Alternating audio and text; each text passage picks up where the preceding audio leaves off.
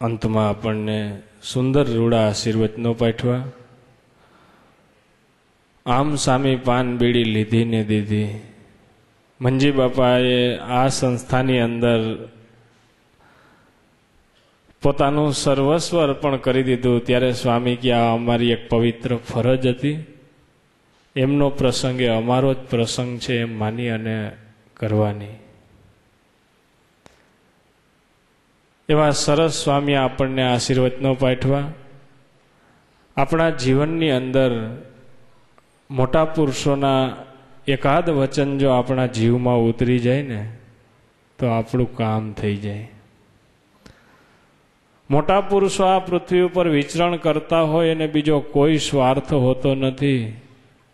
કેવળ ને કેવળ જીવાત્માઓનું કલ્યાણ કરવું, આ જીવને આ સંસારમાંથી તોડી અને ભગવાનને રસ્તે વળાવવા એક જ લક્ષ્યાંક હોય છે. સ્વામી આવડી ઉંમરે આખો દિવસ કથામાં શરૂ થાય, જે કીર્તન ધૂન શરૂ ના થયા હોય ત્યાં સ્વામી આવી જાય, પૂર્ણાહુતિની આરતી થાય પછી સ્વામી અહીંયાથી જાય. અમે આટલા સંતો છે એમાં વારા પરથી કદાચ નહીં બેસી શકતા હોય, પણ સ્વામી 3 કલાક બપોરે 3 કલાક સવારે કથામાં કન્ટિન્યુ બેસે, કથા સાંભળે અને આશીર્વાદ અંતમાં આપે. એ કેના માટે? એ આપણા માટે છે. ત્યારે આપણે પણ કાંઈક જીવનમાં કરતું રહેવું જોઈએ. તો આ તમામ ભક્તોને એક મારી પ્રાર્થના છે કે સ્વામીની આવડી ઉંમરે પણ હજી શરીરમાં નહીં જેવા અમુક રોગ છે, પણ તમામ ભક્તોને ખાસ પ્રાર્થના કે સ્વામીના શરીરે સારું રહીએ. સ્વામી હજી વિશેષ સત્સંગના કાર્યોમાં દ્રઢ રહ્યા કરે, એને શરીરની કોઈ પણ પ્રકારની બીમારી ના આવે એના માટે થઈને તમામ ભક્તોએ રોજ સવારે પૂજામાં એક માળા કરવાનું નિયમ રાખવાનું. કે મહારાજને પ્રાર્થના કરવાની કે સ્વામીના જીવનમાં, સ્વામીના શરીરમાં કાંઈ પણ પ્રકારનો રોગ ન આવે અને સ્વામી સતત ને સતત આપણા તમામના દુઃખો, મોટા પુરુષોના જીવનના દુઃખો હોય છે, કેમ કે આપણા શરીરના દુઃખો એ લેતા હોય છે. આપણે ક્યારેય એમ પ્રાર્થના કરીએ છીએ કે સ્વામી તમારા શરીરે કેમ છે?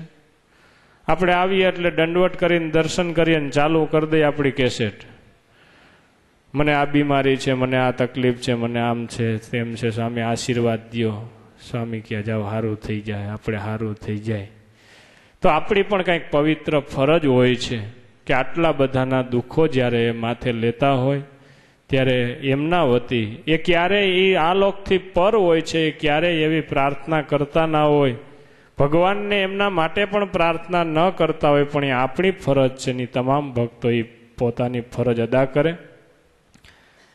બીજું, સ્વામી બાપાના આશીર્વચનોનું શ્રવણ કરવાનું છે, પણ એ પહેલા એક અગત્યની જાહેરાત છે એટલે વચમાં લઈ લઉં છું. સ્વામીના જન્મદિવસ નિમિત્તે આ વર્ષે આપણે યુવા જાગૃતિ વર્ષની જાહેરાત કરી હતી કે યુવાનોમાં જાગૃતતા આવે. ખાસ કરીને જેની પાસે યુવાધન હશે એનો સત્સંગ વિશેષ દ્રઢ થઈ શકશે ભાવિ પેઢી માટે.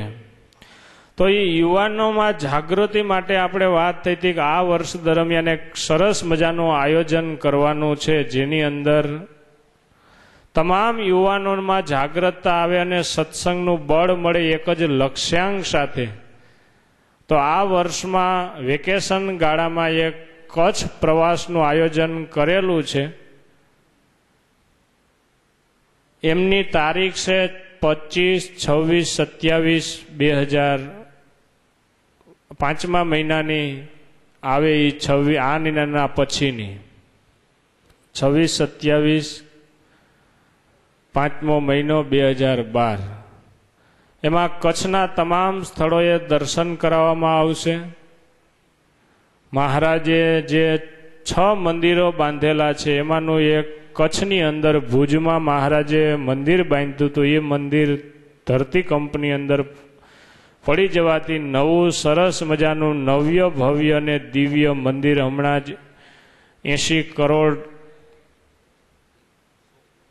100 કરોડને ખર્ચે તૈયાર થયેલું છે. એમના દર્શન થશે.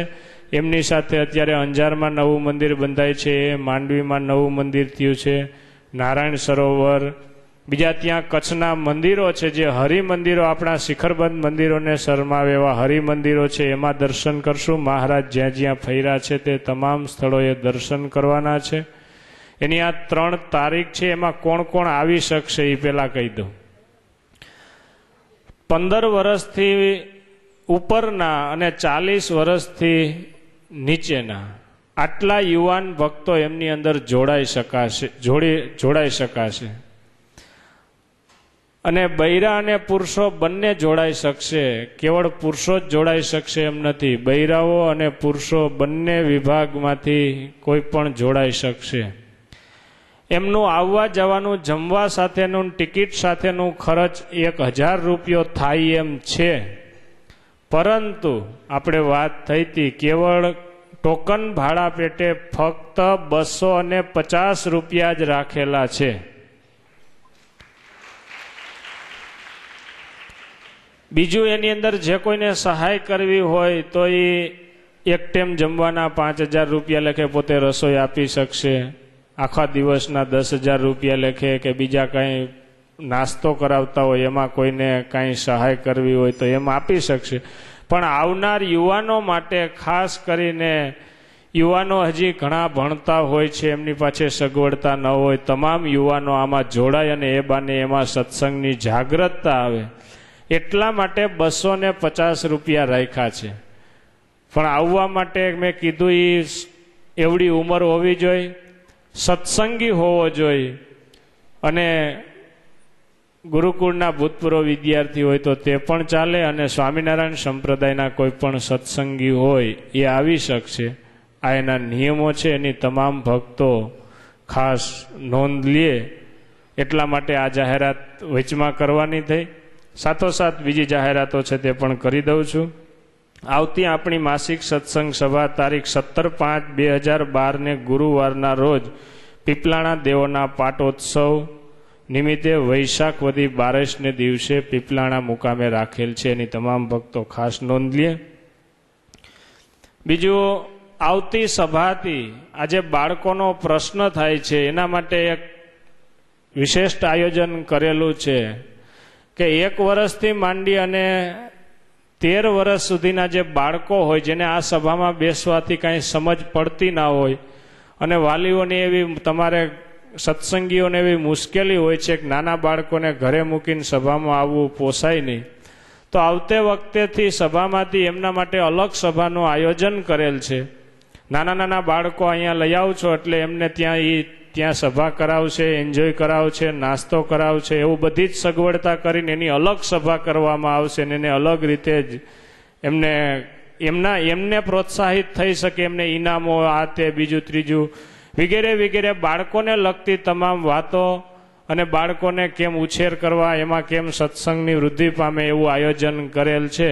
તો હવે પછીની સભામાં કોઈ બાળકો લઈ આવવાની છૂટી છે. અહીંયા સભામાં નહીં, એની સભાની અંદર બાલ બાલિકાઓ કોઈ પણ હોય એમની સભા અલગ કરવામાં આવશે. એમની પણ તમામ ભક્તો ખાસ નોંધ લે. બીજું એક પ્રવેશ જાહેરાત છે કે આજે છેલ્લી ટેસ્ટ છે વંથલી ગુરુકુળની અંદર. હવે પછી કોઈના છોકરાઓને દાખલ કરાવવાના થતા હોય તો એ 5 થી 9 ધોરણમાં હવે પછી પ્રવેશ બંધ થઈ ગયો છે, જગ્યા છે નહીં, એટલે હવે પછી કોઈ પણ સત્સંગીઓ શરમાવે નહીં. ફક્ત ધોરણ 11 માટે જ પ્રવેશ ચાલુ છે.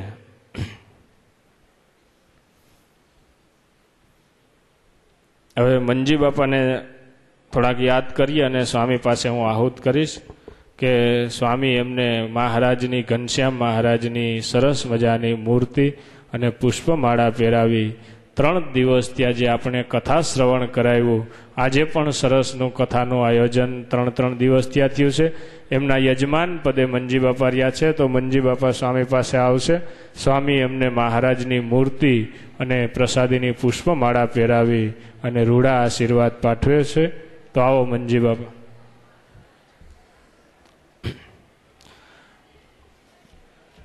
અને ચાદર ઓઢાડી અને મંજી બાપાને પ્રભુદાસભાઈ પણ આપણા જ ગુરુકુળમાં ઓફિસમાં બેસે છે. તો પ્રભુદાસ બાપાને એમ છે કે મારા પણ મંજીભાઈ એક સારા નિષ્ઠાવાન ભક્ત છે, તો મારે પણ ચાદર ઓઢાડવી છે. તો પ્રભુદાસભાઈ પણ આવશે અને મંજી બાપાને ચાદર ઓઢાડી અને સન્માનિત કરશે. આવો પ્રભુદાસ બાપા.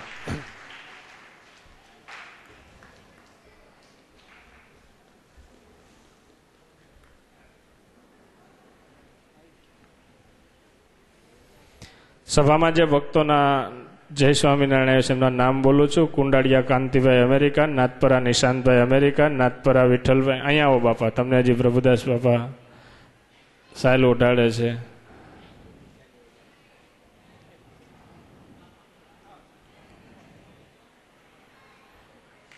સહજાનંદ સ્વામી મહારાજની જય. નાથપરા વિઠ્ઠલભાઈ અમેરિકા, રબારા રજનીભાઈ જુનાગઢ, ટીલવા કિશોરભાઈ જુનાગઢ, મારું કાંતિભાઈ ઓસ્ટ્રેલિયા, ટાંક વિમલ મહેસાણા, ટીલવા રાજ, ટીલવા વિવેક ને કુંડાળિયા રાજ વિદ્યાનગર. આ તમામ ભક્તોના સભાને ભાવથી જય સ્વામિનારાયણ કીધા છે. બીજું, આજે જે ઠાકોરજીને મોગરાના હાર હતા, ઠાકોરજી આખા મોગરાથી શણગારેલા હતા, એ તમામ મોગરો માણાવદરના ભરતભાઈ કાચા ઉત્સવ જીનિંગવાળા તરફથી હતા. તો તેઓ પણ સ્વામી પાસે આવશે અને સ્વામી એમને પુષ્પમાળા પહેરાવી અને આશીર્વાદ પાઠવશે.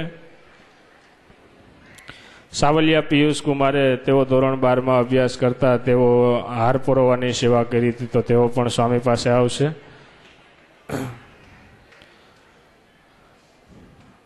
કથિરિયા સાહેબની કથા એમના દીકરા અક્ષર નિવાસી નિરીશભાઈના મોક્ષાર્થે તારીખ 7/5/2012 થી 13/5/2012 શ્રીમદ ભાગવતની કથા જુનાગઢમાં શિવમ પાર્ટી પ્લોટમાં રાખેલી છે. તમામ ભક્તોને જાહેર આમંત્રણ છે. જે કોઈને કથાનો લાભ લેવો હોય તે શિવમ પાર્ટી પ્લોટમાં તારીખ 7/5 થી 13/5 સુધી એમનો લાભ લઈ શકશે. મયુરભાઈ ખૂટ હૈદરાબાદથી ખાસ આપણી સભામાં ઉપસ્થિત છે, બેંગ્લોરથી. તો મયુરભાઈ પણ સ્વામી પાસે આવશે અને સ્વામી એમને પુષ્પમાળા પહેરાવી અને રૂડા આશીર્વાદ પાઠવશે. તો આવો મયુરભાઈ. ખૂબ સારા સત્સંગી છે, તમે બધા જ કદાચ વર્તતા હશો. માણાવદર મેંદરડાના છે, નિર્માની ભગત છે, બેંગ્લોરની અંદર ઊંચી પોસ્ટ ઉપર છે, ત્યાંથી પણ આજે સભામાં છે. તો સ્વામી એમને આશીર્વાદ પાઠવી રહ્યા છે. આપણે એમને તાલીઓથી વધાવીએ.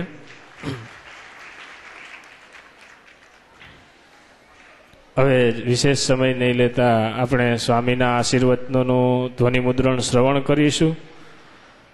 ત્યારબાદ રણછોડભાઈ સોલંકી આભાર વિધિ કરશે. તો આપણે મન દઈ અને શ્રવણ કરીએ સ્વામી બાપાના આશીર્વાદનું ધ્વનિ મુદ્રણ.